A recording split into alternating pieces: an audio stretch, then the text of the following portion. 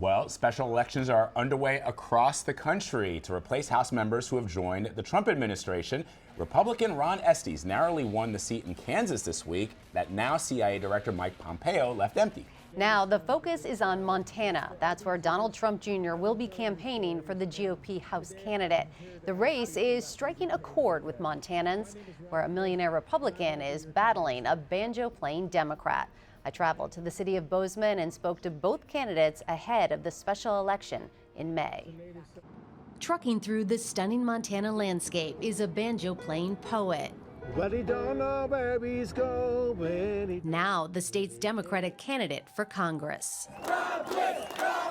Rob Quist is running to replace Ryan Zinke, who left to become President Trump's Interior Secretary. He wraps each rally with his own campaign theme song. But if you stand with me.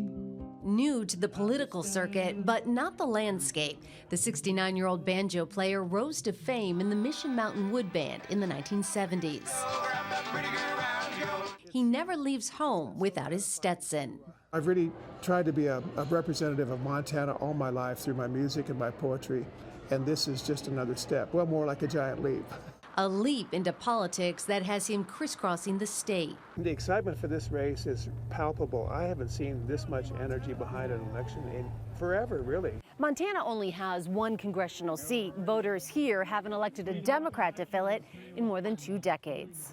When did you build this bridge? Oh, it's probably 10 years ago. Quist faces well-known Republican Greg Gianforte. He likes to say, as a congressional candidate, Quist is out of tune. I think it'd be great to have at a party, but that's not what we're talking about here. I'm a business guy. We grew a business to be one of the state's largest employers, creating jobs of almost $90,000 a year. Political science professor Rob Saldin says the country is watching this race closely. This is a state that I think definitely leans Republican, but it's a state where Democrats can be successful. We have a Democratic governor, Democratic senator. President Trump won by 20 points in Montana. If Democrats win this seat, it could shape the nation's political narrative. What would that say if a banjo-playing Democrat won in a traditionally red state? It would give banjo players hope everywhere, right?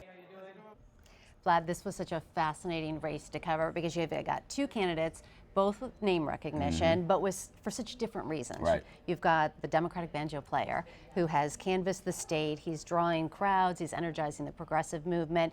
And if I heard once, I heard it over and over again. His supporters say he's the only real Montanan that is running here because he was born there. Right.